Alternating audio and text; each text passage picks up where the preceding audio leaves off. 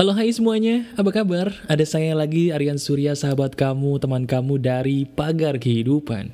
Nah di kali ini saya ada di samping telinga kamu, bahkan juga ada di dalam hati kamu pastinya ya, untuk kembali memberikan sebuah inspirasi yang berhubungan dengan kemajuan hidup. Sebelumnya saya ingin berterima kasih dulu nih, karena alhamdulillah subscriber semakin banyak, dan semakin banyak juga orang-orang yang tertolong ya, terinspirasi dengan materi-materi yang saya bagikan. Alhamdulillah. Alhamdulillah, dan saya sangat bersyukur sekali. Semoga apa yang saya bagikan bisa selalu merubah hidup kamu dan membawa kamu ke arah yang lebih baik. Amin. Nah, bicara soal rezeki, apa yang akan kita bicarakan di video ini sebenarnya adalah lanjutan dari video yang berjudul Harta yang Harus Kamu Kejar untuk Membuat Kamu Lebih Kaya. Nah, kamu masih inget nggak videonya? Itu tuh video yang saya mengajarkan kepada kamu bahwa dalam hidup ini ada dua harta yang harus kamu kejar, yaitu ilmu dan yang kedua hati. Nah, di video dulu kan kita mempelajari bagaimana tuh cara saya bisa menggali ilmu emas dengan cara yang unik. Nah, sekarang di video ini ayo kita dalami yang nomor 2. Bagaimana sih cara menggunakan hati untuk melapangkan rezeki? Emang bisa Mas Bro? Bisa. Ini dia penjabarannya. Nah, sekarang pertanyaannya kan begini. Apa sih kaitannya hati dengan rezeki?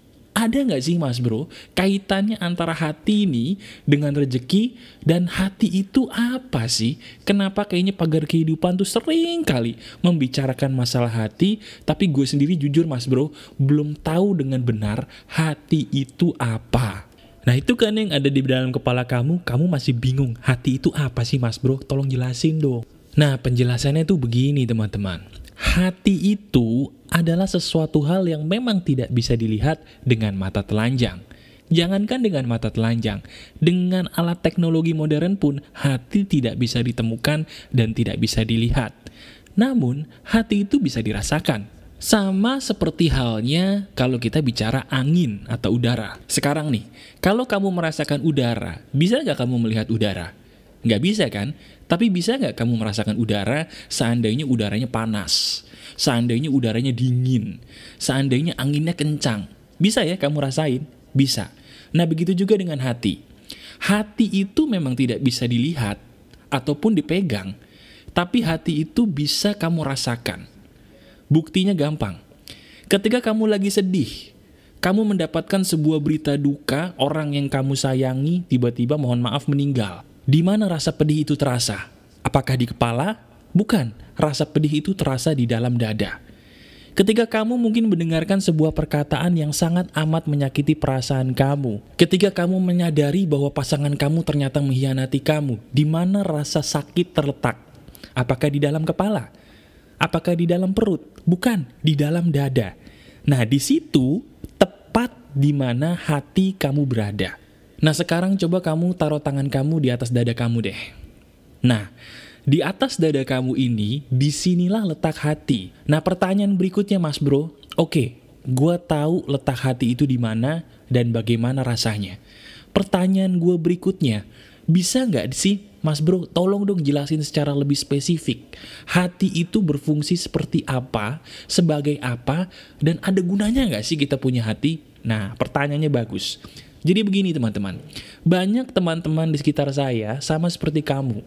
Mereka tahu hati, tapi mereka nggak tahu apa fungsinya yang Maha Kuasa memberikan kita hati. Emang apa sih hubungannya Mas Bro mengetahui fungsi hati yang kita punya sama rezeki? Oh jelas ada hubungannya. Kalau kamu tahu fungsi dari hati itu apa, rezeki kamu pasti lancar. Begini, untuk bisa mengetahui fungsi hati, kita pakai perumpamaan. Kamu bayangkan deh sebuah taman yang gelap. Kamu pernah nggak pergi ke taman malam-malam? Gelap gitu. Entah kamu mungkin sendirian, berdua dengan pasangan kamu, atau mungkin sama teman-teman kamu, sama keluarga kamu. Kamu bayangin deh, taman gelapnya bukan main. Sudah? Sudah kamu bayangin? Nah sekarang bayangin di taman yang gelapnya bukan main itu ada satu lampu yang terangnya terang banget, dan terangnya lampu itu menerangi satu taman yang gelap tadi. Bayangkan lampu yang menerangi taman yang gelap tadi yang ada di pikiran kamu. Sudah kamu bayangin? Nah, hati itu lentera jiwa. Maksud lentera jiwa adalah hati itu menerangi jiwa sebagaimana layaknya lampu taman yang kamu bayangkan tadi. Kalau seandainya taman tadi bisa menjadi terang karena ada lampu yang menerangi, fungsi hati itu adalah sebagai lentera jiwa yang menerangi jiwa yang kita miliki ini. Wah mas bro, maksudnya gimana tuh? Gue masih bingung. Nah maksudnya gini loh, jiwa tanpa adanya hati itu mati. Sekali lagi, jiwa tanpa adanya hati itu mati. Orang banyak yang hidup, tapi kalau hatinya mati, dia buta. Orang yang suka ngebunuh orang tanpa sebab yang jelas, dia punya hati, tapi hatinya buta. Orang yang suka meledek-meledek suku lain, agama lain, ras lain, dia punya hati, tapi hatinya buta.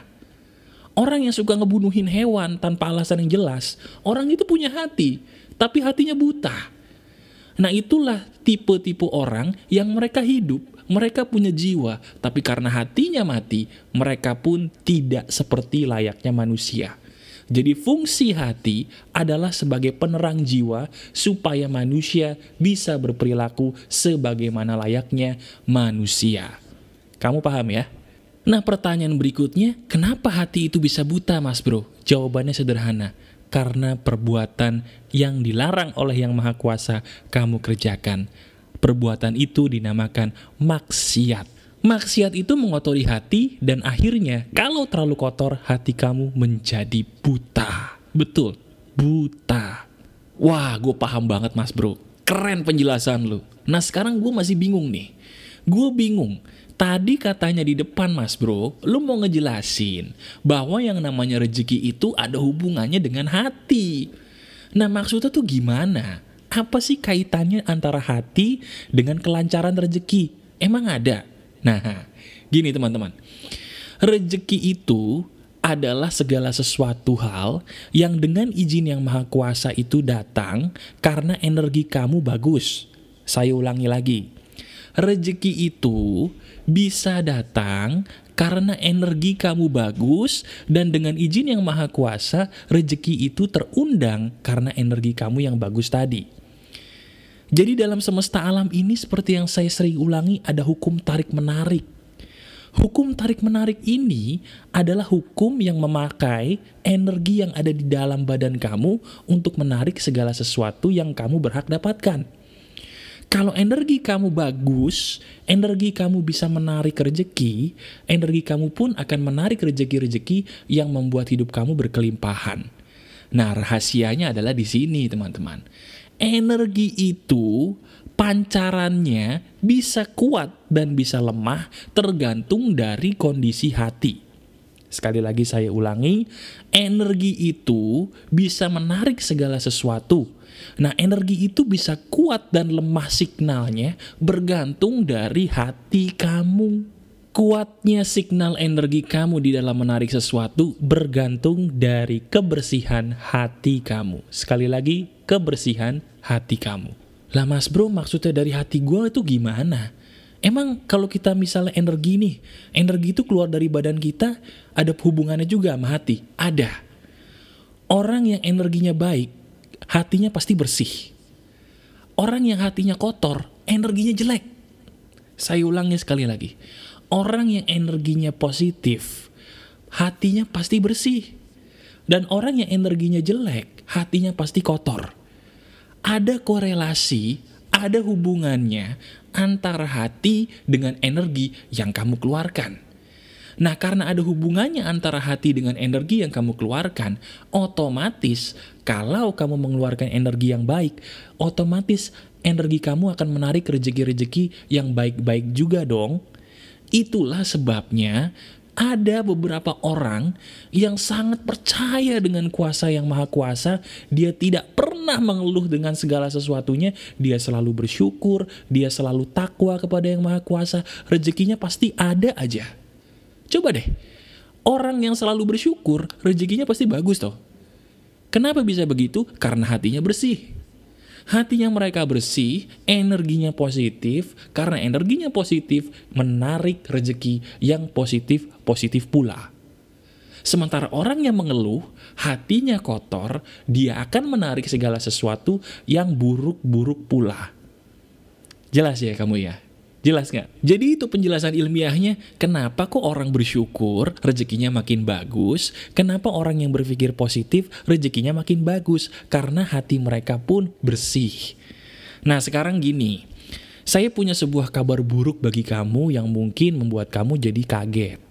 Kabar buruknya adalah begini teman-teman, banyak orang-orang ibadahnya rajin, ya ritualnya semua dijalanin, tapi mohon maaf nih, rezekinya kok masih jelek gitu ya. Penyebabnya apa? Padahal ibadah mereka udah oke. Penyebabnya, walaupun mereka beribadah, tapi hati mereka tidak dibersihkan secara rutin. Ibadah kamu lancar, tapi kamu tidak khusyuk, hati kamu masih kotor. Kalau hati kamu masih kotor, energi yang keluar dari badan kamu jelek.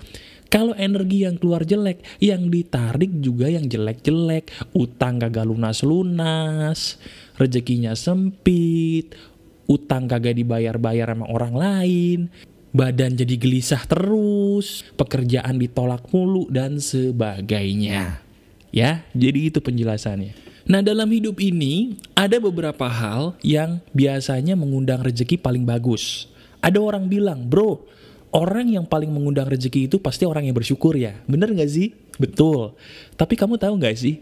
Ada loh tipe orang yang lebih bagus rezekinya dibandingkan orang bersyukur. Ah, gue tahu nih. Pasti orang yang suka bersedekah kan? Betul. Tapi tahu gak? Ada loh orang yang rezekinya lebih bagus dibandingkan orang yang suka bersyukur dan bersedekah. Waduh, orang kayak gimana tuh mas bro? Orang yang rezekinya paling bagus, yang lebih bagus dari orang bersyukur dan suka bersedekah adalah rezeki orang yang bertakwa. Orang yang bertakwa itu artinya adalah orang yang mempercayakan hidupnya 1000% kepada rezeki yang diberikan oleh Yang Maha Kuasa. Dia berikhtiar, iya. Dia berusaha, iya. Tapi dia tidak ngoyo untuk mendapatkan hasil seperti yang dia mau. Nah, untuk menjadi orang takwa ini susah loh teman-teman. Karena bagaimanapun kondisi ibadah kamu, jujur deh, kayaknya banyak nih di antara kamu yang masih suka ragu ya. Ragunya gini, bener gak sih Yang Maha Kuasa bakal ganti sedekah gue? Bener gak sih Yang Maha Kuasa bakal ngabulin doa gue? Jangan-jangan gak dikabulin nih. Jangan-jangan sedekah gue gak dibales nih. Jangan-jangan gue gak disayang nih sama Yang Maha Kuasa. Pernah kamu berpikir seperti itu? Dan saya pun jujur pernah kadang-kadang memikirkan hal seperti itu. Dan itu loh yang mengurangi pancaran energi kita menjadi lebih buruk dibandingkan orang-orang yang takwa. Orang yang takwa itu lepas, tidak khawatir. Mereka percaya sepenuhnya kepada kuasa Yang Maha Kuasa di dalam mengatur hidup dia. Itu sebenar-benarnya dan sebaik-baiknya energi di dalam hidup kita sebagai manusia. Waduh mas bro, jujur sih gue pengen jadi orang takwa, tapi itu kayaknya susah mas bro. Gue tuh jujur ya mas bro ya, iman masih naik turun. Bener deh, gue mungkin masih muda, iman gue masih naik turun, jadi susah buat jadi orang takwa. Gimana dong? Nah sekarang gini, saya tidak menyuruh kamu untuk menjadi orang yang 100% suci, tidak. Karena namanya manusia pasti kan belajar ya. Belajar untuk mengembangkan iman, dan belajar untuk berbuat baik lebih banyak lagi. Nah sekarang saya punya praktek yang harus kamu lakukan seandainya kamu ingin menjadi orang yang bisa menggunakan hati sebagai penarik rezeki. Prakteknya adalah begini. Hal yang paling sederhana seandainya kamu ingin membersihkan hati adalah kembali kepada Tuhan yang menciptakan kamu. Itu cara yang paling sederhana dan sering saya ulangi di beberapa video saya.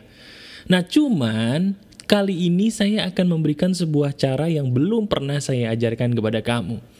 Caranya adalah begini. Mulai detik ini, mulai saat ini, kembalilah kepada ibadah kamu sambil mendengarkan lantunan ayat-ayat suci dari kitab suci kamu. Contohnya begini, karena saya adalah orang muslim, kitab suci saya adalah Al-Quran, maka setiap kali saya selesai beribadah sholat, saya biasanya mendengarkan lantunan kitab suci Quran beserta terjemahannya selama 15 menit setiap selesai beribadah. Betul, selesai beribadah 15 menit dengarkan lantunan ayat-ayat suci. Nah, begitu juga bagi kamu yang mungkin beragama lain selain Muslim. Misalnya kamu adalah Nasrani, dengarkan dong bagaimana isi dari kitab suci kamu. Percaya atau enggak, dari setiap kitab suci yang kamu baca atau dengarkan, itu bisa loh memberikan energi positif bagi diri kamu sendiri. Nah, hati itu ibarat seperti pakaian, teman-teman. Pakaian itu kalau kotor kan harus dicuci. Nah, hati ini kalau kotor juga harus dicuci. Cuman bedanya, nyucinya bukan pakai deterjen ataupun sabun. Tapi nyucinya justru pakai segala sesuatu yang berhubungan dengan ayat-ayat suci. Nah, oleh karena itu saya minta kepada kamu, apapun keyakinan dan agama kamu, mulai saat ini coba deh kembali kepada ibadah yang benar. Apabila kamu selama ini mulai meninggalkan ibadah, ayo dong, ibadah lagi. Kembali lagi ke ritual agama kamu, sambil setelah itu baca kitab suci kamu sendiri dan dengarkan lantunan. Jadi baca dan dengarkan. Bukan hanya baca, tapi juga sambil mendengarkan lantunan-lantunan ayat suci, kitab suci kamu sendiri. Nah, itu yang saya lakukan. Saya download aplikasi, kalau misalnya handphone kamu Android, ada namanya aplikasi yang membuat kamu bisa membaca kitab suci dari masing-masing agama. Nah, contohnya apabila kamu Muslim sama seperti saya, ada aplikasi yang bagus namanya Al-Quran Pro. Di situ kita bisa baca, kita juga bisa dengar lantunan ayat-ayatnya. Nah, coba kamu praktekin deh. Mulai saat ini kamu buktikan bahwa perkataan saya benar. Mulai saat ini, selesai kamu beribadah, kamu dengerin ayat-ayat suci itu 15 menit aja. Selesai beribadah 15 menit. Selesai beribadah 15 menit. Percaya atau enggak, tiba-tiba kamu jadi happy sendiri. Bener, jadi happy sendiri walaupun mungkin kamu belum tahu ini artinya apa. Nah, itulah hebatnya lantunan ayat-ayat suci dari Yang Maha Kuasa. Nah, itu yang saya praktekkan, dan aneh tapi nyatanya, saya menjadi positif dengan sendirinya tanpa harus saya sibuk berpikir positif. Itu fakta. Boleh kamu coba. Lah, kok bisa gitu ya Mas Bro? Bisa jadi positif gitu, hanya dengerin gitu? Iya, karena apa? Karena hati kamu dicuci dengan baik, sehingga kembali bersih, seperti sedia kala. Jelas ya? Nah, praktek yang kedua ini cukup unik. Praktek yang kedua adalah jauhi teman-teman kamu yang membawa kamu kepada maksiat. Waduh, Mas Bro ini udah mulai jadi Pak Ustadz. Bukan masalah Pak Ustadz, ini masalah ilmu pengetahuan. Kalau kamu punya teman yang mengajakkan kamu berbuat maksiat, semua jenis maksiat itu ngotorin hati. Dan kalau hati kamu kotor, energinya pun kamu akan buruk. Itulah sebabnya, kenapa kalau orang maksiat, kok rezekinya tiba-tiba turun ya? Turunnya rezeki mereka, karena dengan izin Yang Maha Kuasa, itu disebabkan hati mereka sendiri yang kotor karena perbuatan maksiat. Itu faktanya. Hati yang kotor, energinya jelek, energi yang jelek, rezekinya pun yang ditarik yang jelek-jelek. Tiba-tiba rezeki kamu menurun, karena signalnya jelek akibat hati kotor. Nah, sekarang coba kamu pikirin deh teman-teman kamu, pikirin semuanya. Coba sekarang kamu pikirin deh, si Tono, si Edi, si Andi, si Benny, pikirin. Siapa di antara semua teman kamu yang paling sering mengajak kamu maksiat? Nah itu yang dijauhin. Teman-teman itu tuh yang dijauhin. Percaya deh, saya bukan ustadz, saya juga bukan orang yang 100% suci, tapi percaya deh, kalau kamu bisa ngatur siapa yang menjadi teman kamu, hidup kamu pasti berubah. Cobain, praktekin. Nah, yang ketiga ini sebuah teknik yang pernah saya ajarkan. Yang namanya manusia selalu kan gak bisa menghadapi hal-hal yang selalu seperti yang kita harapkan. Ada aja manusia-manusia yang suka ngeselin tiba-tiba nongol aja gitu depan muka kita kan. Entah di jalan raya, entah di komplek perumahan. Aduh, banyak nih manusia aneh. Nah, orang-orang yang berperilaku aneh ini pasti membuat kita secara spontan akan mengeluh. Nah, ketika kita mengeluh nih teman-teman, keluhan itu bisa mengotori hati loh. Apalagi perkataan kebun binatang. Aduh, kotor banget dah tuh hati. Bener. Nah, sekarang pakai nih teknik saya yang biasa saya ajarkan dulu. Teknik itu adalah teknik MDL. Mingkem deh lu. Bener. Kalau ada orang yang ngeselin, tetangga yang di pojokan tuh yang suka ngegosipin kamu, ya. Tetangga tuh yang di pojokan yang suka ngegosipin kamu, nggak usah digosipin balik. Loh, kenapa Mas Bro, gue gemes? Kalau lu gosipin dia balik, hati lu kotor, rezeki lu jelek. Jangan. Gue punya teman Mas Bro, dia sukanya ngebully gue terus. Gimana dong? Kalau kamu ngebully dia balik, hati kamu kotor, energi kamu jelek, rezeki kamu jelek. Terus gue harus gimana? Jauhin tuh orang yang ngebully kamu. Susah amat. Mendingan mingkem. Gak usah diurusin orang-orang aneh. Mingkem, mingkem, mingkem. Supaya hati kamu terawat kebersihannya. Masuk akal kan? Iya dong. Nah yang terakhir ini yang paling maut. Yang belum pernah saya ajarkan kepada kamu di banyak video-video saya yang lain. Teknik itu adalah dengan menciptakan perbuatan kasih sayang kepada semua makhluk. Jadi gini, sekarang kalau kamu ketemu hewan di jalan, hewan seperti kucing contohnya, coba deh kamu berhenti sebentar, kamu belai kucing itu. Percaya atau enggak, ketika kita membelai hewan, apapun hewan itu, kita ada perasaan kayaknya damai di hati kita ketika kita membelai hewan tersebut. Betul nggak? Kalau kamu sekarang punya kuda, kamu memelihara kuda, coba kamu belai deh kuda kamu. Rasanya gimana? Rasanya enak kan? Nah ini berlaku buat semua hewan yang kamu pelihara. Coba belai dia, belai mereka saat ini juga. Rasanya enak. Coba kalau kamu punya peliharaan, kamu panggil deh peliharaan kamu usapin dia. Belai hewan kamu tersebut. Rasakan, enak kan dadanya? Coba kamu praktekin. Nah hal itu disebabkan karena ketika kita membelai hewan yang kita belai tadi, kita tuh sedang menularkan atau menyebarkan cinta kasih. Ketika kita mengeluarkan cinta kasih dari badan kita, kita tuh langsung mengeluarkan energi positif. Dan energi ini yang bisa membersihkan hati kita dari energi negatif. Nah kalau misalnya kamu mengusap hewan aja udah bikin kamu jadi tenang, bayangin kalau kamu mengusap manusia, yaitu anak yatim. Makanya ada sabda dari Nabi saya mengatakan bahwa salah satu hal yang mendamaikan hati adalah membelai kepala anak yatim. Mengusap kepala anak yatim. Kenapa? Karena memang pada dasarnya ketika kita membelai sesuatu, yaitu makhluk dari Tuhan semesta alam, kita akan menjadi orang yang merasa tenang karena kita menyebarkan cinta kasih. Nah oleh karena itu di teknik terakhir ini, tolong, ini paling penting. Sambil kamu melakukan yang tadi saya katakan, coba. Mulai detik ini, kamu cari hewan yang bisa kamu pelihara, kamu belai mereka. Kalau misalnya kamu nggak mau memelihara, oke, ketemu kucing-kucing di jalan yang mungkin menurut kamu lucu gitu ya, berhenti dulu, kamu belai deh.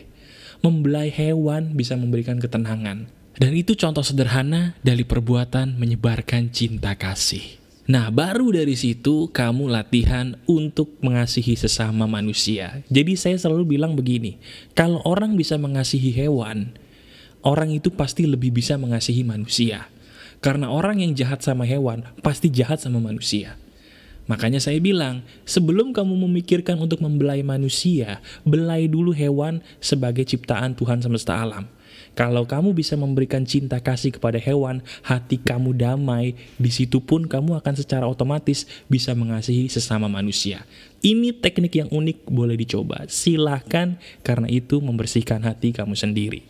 Betul, cinta membersihkan hati. Wah mas bro, gue setuju banget sama teknik-teknik lo. Nah setelah kita melakukan teknik itu mas bro, ada nggak hal lain yang harus kita lakukan? Apakah cukup itu aja? Nah gini teman-teman, kalau kamu melakukan teknik yang saya bagikan tadi, hati kamu akan bersih. Ketika hati kamu bersih, kamu tetap harus berdoa. Tapi jangan heran, kalau hati kamu bersih, doa itu lebih cepat nyampenya kepada Yang Maha Kuasa. Kok bisa? Karena signalnya lebih kuat. Hati yang bersih itu signalnya lebih kuat. Makanya kalau ada orang-orang suci berdoa kayaknya cepet banget dijabah, dikabulin ya. Karena hati mereka bersih, signalnya kuat. Betul, kekotoran hati kamu menghambat doa kamu sendiri. Sekarang kamu tahu kan alasan dibalik itu semua? Nah, maka dari itu, ayo bersihin hati kamu dengan cara saya tadi, jauhi maksiat juga pastinya, perbanyak berbuat baik ditambah cara saya, teknik saya tadi, hati kamu bersih, baru kamu berdoa. Liatin deh, pasti tiba-tiba doa kamu lebih cepat terkabul dibandingkan sebelumnya. Itu penjelasan ilmiah kenapa orang-orang suci doanya lebih gampang terkabul. Masuk akal kan? Masuk akal. Nah kali ini kamu udah tahu landasannya kenapa kok bisa ya orang-orang itu ada yang beruntung dan ada juga yang kurang beruntung. Ternyata dari hal yang saya bagikan ini kamu sudah mulai menyadari, oh ternyata langkahnya sederhana ya mas bro. Iya betul, sederhana sekali. Nah sekarang tugas kamu silahkan praktekkan apa yang saya katakan tadi. Dan coba deh kamu rasakan sendiri bedanya antara sebelum dan sesudah kamu melakukan teknik saya ini. Sambil kamu melakukan itu, sekarang juga kamu lihat layar kamu. Di situ banyak sekali video, kamu tonton salah satu video itu dan juga praktekkan sambil kamu mempraktekkan video saya ini. Itu semua bisa diklik. Selamat praktek semuanya. Masih ada saya, sahabat kamu Aryan Surya dari Pagar Kehidupan. Tetap keep spirit, keep sharing, and keep loving. Bye-bye.